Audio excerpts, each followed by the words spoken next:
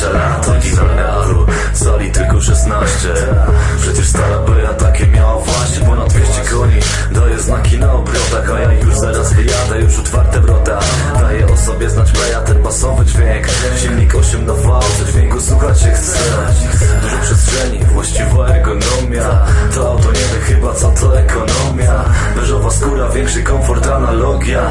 Teraz odcinka z wydechu przelot ognia. Tylko BMW, tylko BMW,